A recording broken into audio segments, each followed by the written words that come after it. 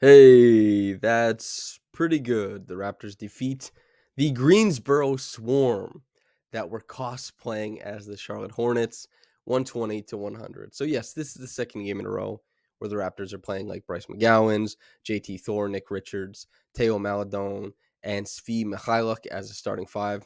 Book Knight, Kai Jones, Xavier Sneed, Simmons. These guys are coming off the bench. 9-man rotation filled with a lot of players who either are on their way to trying to craft meaningful careers and not having a bunch of impact, or at the back end of impact or just trying to make it as like a middling player in the NBA, trying to make sure that they can find a place on these teams. And you have guys like Svi, 17, 5 and 7, Teo Maladone, 13, 6 and 11, McGowan's 26 and 3. Like, there's numbers. You're going to get to around 100 points in an NBA game. These guys found their way to it, but the Raptors, as they should, they handled business. And the numbers, maybe they don't look as impressive, the starting lineup. You got 17 from OG, 22 from Pascal, with 14 boards, by the way, 10 and 9 from Jakob, 16, 1 and 6 with 4 steals from Fred. Now, if you're going to ask me, do I care that Scotty Barnes played 29 minutes, had 0 points on 0 of 7 shooting, and was a -3, the only negative in the starting lineup? Do I care about that? Absolutely not. If his wrist is sore, I'm not sure. If it's bothering him, that'll probably show up more and we'll know for sure in Boston. If he's feeling fine and he just had an off day and 0 points against the Hornets, who cares, man? I know it's frustrating to see it online that like the Twitter accounts that their express purpose is to hate on players. They're gonna champion that. They're gonna put the 0 points everywhere. But as far as progress and process, as far as Scotty's career, that this doesn't matter at all. 0 points, who cares? The Raptors win the game. Chris Boucher gives you 21 off the bench. Will Barton hit 6 threes, 6 of 9 from downtown. He scores 20. You get 12 from Precious with some fun drives, one nice dump off pass. You also get a made three or two. It's like it's not so bad. The Raptors, they didn't have to play their guys a bunch of minutes in this one because because the thing about this is that last game when the Raptors beat the Hornets, everybody played like 38, 35 minutes. Tonight, Pascal plays 35 for whatever reason. I have no idea, but everyone else is under 30. Jakob even playing 21. The Raptors, they have a back-to-back. They're going to play Boston tomorrow, maybe today for the person who's listening to this in the morning. But the Raptors, they kept the minutes low, except for Pascal, and maybe he's just built different. I'm not sure. And they walk out of there with a win. This is the Raptors Reaction Podcast. I'm your host, Samson Folk. OG, not the most robust game as far as scoring the basketball. We've seen him sleepwalk to north of 20 points in quite a few games lately. And, typically that revolves around him being just a heat pump from downtown. He was coming into this game via Kirthika, the stats queen. I believe he had the second highest three-point shooting percentage against the Hornets in the NBA. He goes 1 for 6 tonight, so that's probably not the status quo. That's no longer the case, I'm sure. But 17 points, a lot of it off of his own live dribble creation. This is something that people have been tracking, paying attention to, putting prayers on for some time. I will not use a game against, these Hornets to justify his creation. It looked good. And I'm just glad to see that he looked on balance. He was kind of doing a better job of identifying what the defenders were trying to do to him. These are less than stellar defenders, let's be honest. But those are good things. He was getting downhill at will. He looked pretty spry, pretty explosive in some of those bully drives and post ups. All that stuff. Sure, it comes against lesser competition, but these are really nice to see. Of course, the same thing with Scotty and the wrist is like, we'll see how it goes against Boston and then Boston again, and then Milwaukee, and then postseason versus playoffs, play-in versus playoffs, whatever you want to,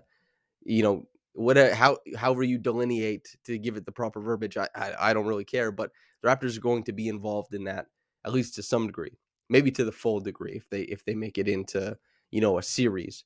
We're gonna see these guys in those pressure cookers. There's gonna be good teams in the play-in. it's going to be meaningful minutes and meaningful performances there. Then if they get into that 1-8 or 2-7 or whatever, we're going to see, a fun series where they're probably not going to win, but I tell you this much, you get to see guys in the pressure cooker. They get to be in the pressure cooker. That matters.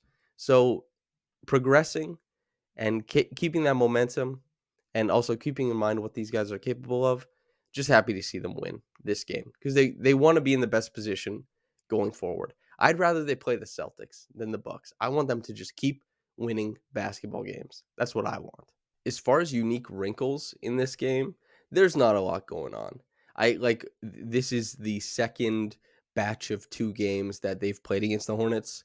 It was a little bit more interesting to talk about it, I don't know, in January because LaMelo Ball was playing. They also had like a more meaningful big man rotation, and that was when the Raptors were first starting out prior to getting Jakob really utilizing Scotty the most he'd ever been in his career to that point as the dribble handoff hub and as kind of like a short roll king. And that was in the midst of teams playing like this very severe sagging defense against Scotty and seeing how he dealt with the motion of the offense, helping dictate pace from the interior rather than as an exterior, initiation threat, and also seeing him, navigate that space and attack it because it's not always inherent. It's not always easy to look at space in front of you. Like Russell Westbrook is still struggling with it now as teams sag off of him. It's Ben Simmons, right? It's tough to identify what to do. Scotty did a good job. We got to cover that at that point in time as the Raptors went 2-0 against the Hornets. These games, the 2-0, it's Greensboro. It's a lot of G League talent or end of bench NBA talent. The Raptors are playing a pretty healthy squad. Gary Trent Jr., he's still not back. Who knows? Maybe soon, but all this kind of stuff, I guess we'll see. But the Raptors, they were supposed to win this game handily. They win this game handily. These aren't the defining games. These are the games that you're supposed to take care of in the meantime before you play like games upcoming against Boston. I'm kind of, reiterating this point over and over ad nauseum, but that's kind of where we're headed. The Raptors have to prove it against the better teams. If they end up making the playoffs, out of the play-in and into the playoffs, out of the frying pan and into the fire, some sort of saying, they're going to be playing one of the teams they're about to play, the Celtics or the Bucks. And I'd love to see how those matchups go. Now, there's a situation where if the Raptors take care of business the first game in Boston, presuming that Boston probably is going to, they're going to play healthy. They're going to put their guys out there. There's a chance that creates enough distance between Milwaukee and Boston that Boston might rest their guys in game 2 against the Raptors. And then that creates, a pathway where the Raptors, if they take care of business in game 1 against Boston, then they should have an easier matchup against Boston in game 2. And then if they beat Boston once or twice, Milwaukee there'll be no impetus or reason for them to win because they'll have the first seed all locked up. And then the Raptors could play another, kind of end of a team compiled of end of bench players or a rotation compiled of end of bench players in the Bucks. And that could be the Raptors' way into, a more firm seeding where they have a better chance of making the playoffs out of the play-in because the games stack up in their favor. Obviously, if you're in the 7-8, you're in a much better position than the 9-10, obviously. Things to consider. The Raptors, they got to win games. It might shake out that the Raptors are playing 2 of the best teams in the league, the last 3, and those guys want to beat them bad. They're competing, and the Raptors stand in front of them, and they're bringing their A game. That could be the case. It also could be the case, like, this could swing wildly, is what I'm trying to say. So that remains pretty interesting. Another thing. So while it wasn't like the most impressive 12-minute performance, it was, in a word or two, extremely notable that Jeff Doughton Jr. played tonight. He played his 50th game on the two-way contract. He is no longer eligible to play for the Raptors the rest of the regular season or in the playoffs until he he gets, converted. And if he doesn't, then he won't be playing these final 3 games, and he won't be part of the playoff rotation, guaranteed. Perhaps people have been swung by Will Barton's 20-point performance. It's certainly not something that Doughton has emulated at the NBA level. I watched him, I covered that game where he played Scoot Henderson and Leonard Miller and against the G League Ignite, and Doughton was masterful and went north of 20 points, and he was hitting threes, and he was getting stops at the point of attack, and he was providing rim pressure, playmaking, all that kind of stuff. But at the NBA level, there certainly hasn't been a ton of volume to his scoring, as good as his point of attack defense has been. And Barton, he got up to 20 points very quickly in this game. In 20 minutes, it was an impressive shooting display. There's also a little bit of creation, tertiary creation, tertiary ball handling, or tertiary ancillary, whatever term you want, secondary. I don't really care, but he was on ball, running the Raptors through some actions in these low yield minutes, or low leverage minutes, I should say, and he looked good tonight. But the thing is, this is where it is like, if you believe Barton is going to be more important for the Raptors rotation over these next 3 games in a playoff series, I mean, then you wouldn't convert Doughton. Now, I am not of this mind. I know that Barton is a better shooter than Doughton. Barton, he had the positive regression back to the mean. It all came in this game. He was like, what, 6 of 25 or something like that coming into this game. Not 6 of 25, 6 of 26, not shooting that well from 3, obviously, despite shooting 38% with the Wizards, over 40% on his catch and shoot threes, and just having a career full of good shooting. He didn't have a good start with the Raptors. He got it back in this game. If you believe in that shooting, that's what you want, then you wouldn't convert Doughton. If you believe that Barton is not going, his shooting won't factor in, and you expect Doughton to maybe be more important in a pinch to play bench minutes against, maybe it's Drew Holiday. It's probably not likely that Doughton would get in there in a playoff rotation, but then maybe it's a play-in where you actually, if OG Anunoby is the guy getting the Trae Young check, and he can't guard Trae Young all game, and you want a spell of like 3 minutes against Trae Young, and you'd much rather have Jeff Doughton stick him than, quite frankly, any other guard on the roster. Maybe is that worth the conversion to the team? Is Joe Wieskamp or Delano Banton or perhaps Barton himself, are these guys getting cut to make room? These are the considerations that no doubt the front office is thinking about. And, I'd convert them. I think if you're choosing 3-point shooting, you can have your cake and eat it too. You can keep Barton. You can cut Joe Wieskamp. You can cut Delano Banton. I'm in Rexdale recording this right now, okay? You can't cut Delano Banton. I know some people would say cut Delano Banton. Some people would be like, that's the hometown kid. That's the first Canadian the Raptors have ever drafted. Don't you dare cut him. There's a lot of stuff that goes into it, but you can also cut Delano Banton. I would cut Joe Wieskamp, convert Doughton Jr., and, depending on the matchup, whoever it is, if it's the Bulls or something like that, somehow you end up against the Bulls in the play-in, and they're playing.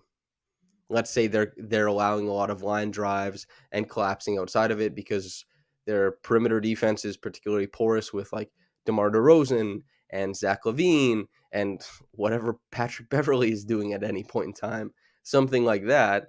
And there's a lot of like drive and kick stuff going on, and you think, we can hide Barton on Pat Bev for like a 6-minute spell, and maybe Barton hits 2 threes, and like that's what we want to try and do in a play-in game. Then you can protect against that. You can convert Doughton, and you have him as like, maybe we get a spell, a good defensive stand against Trae Young for 3-4 minutes. Maybe it extends up to like maybe 6-7, or you go the other way, and it's either way. You can have Barton for that break glass in case of 3-point shooter, or Doughton break glass in case of point of attack defender. You can have it both ways. Joe Wieskamp probably doesn't figure in. The only thing would be politics, agents, if they want to ingratiate themselves for next year with Joe, if they think he's like a multi-year project. They maybe didn't feel like they could work him in this season, but they feel really good about where he's going to be in like a year or two, and they want to keep him on. All this types of stuff is no doubt being considered. If you're wondering at this point in time, like, Samson, you have not really been talking about this game. I talked about the game. There wasn't that much going on in it, and nothing that was overly compelling. And my apologies, but this is kind of, we're just looking ahead at this point. I hope you enjoyed listening to it. The Reggie Evans Award, I'm going to give it to Pascal Siakam. 14 rebounds is no joke. You could tell in this game things were a little bit sloppier. Pascal, he was ranging back like, I'm just going to clean up the defensive glass. It was a focal point for him, obviously. He made sure that he got back there, was closing out possessions, and he was all over the court in that regard, especially, the defensive glass. He had 11 of them in this game. He made sure that the Raptors just got on the glass and closed out defensive possessions. So he is the Reggie Evans Award winner. The top quick reaction comment is from Rye, R-Y-E. Quote, nice win. Great to see Barton get going. That would be a huge help if he can keep it up a bit. 3 tough games coming up. Go Raps. And then a response here by Digit King. Quote, just cross your fingers that Milwaukee and Boston, having locked up the number 1 and number 2 seeds, decide to rest everyone ahead of the playoffs. End quote. Okay, so that kind of covers a lot of what I talked about, is that the Barton 3 could be really interesting. That's a nice wrinkle for the Raptors to be able to, if he keeps shooting well, if he's like on a heater for the next, he's on a trend for 5-6 games or something like that. That's a really nice guy to just pull off the bench in a playing game or something like that. Maybe he gets hot, and then also Digit King bringing up like, there is a situation where Milwaukee and Boston are resting guys. Like, maybe it's not 3 tough games. Maybe it's 1 tough game and 2 relatively easy games or something like that. It's yeah, the Raptors, I guess we'll see how it all shakes out. They could be as good as, I guess, 43 and 39. They could be as bad as 40 and 42. We'll see how it goes. They're above 500 for the first time since Kierthika tweeted it out. I think it was December 12th, where they like 13 and 12, or December 7th when they were 13 and 12, something like that. It's been a while. They've put a little bit more trust in the rotation.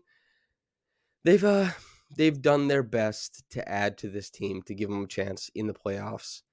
And you know what? They're going to try like hell. I think they're going to do pretty well to end the season here. They're going to try I think they will be standing at the end of the play-in, and I think that they will do their best to, if not upset, give somebody a good series, a compelling series. We'll see how all that goes, though. Either way, we're going to get to see some fun performances.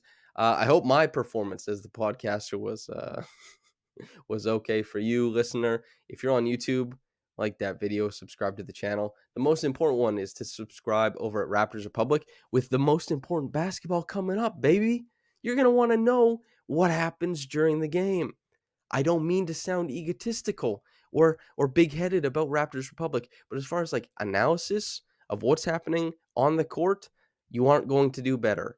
We get the most in the weeds. We do the most film work. We care the most about like the on-court product. Entertainment value, I don't know. William Liu, he does a hell of a job. He like a hell of a job. People love his show for a reason. And also, like, he talks about a ton of basketball. But the bigger networks, they don't get to dive into the specificities that we do. And ahead of important games, you want to know what's really making these Raptors win and lose? You're going to find the most in-depth articles at Raptors Republic. So feel free to subscribe over there. And if you're listening on the podcast channel, thanks for tuning in and chopping it up with me, whether you got into this in the morning or at night. Have a blessed day, and goodbye.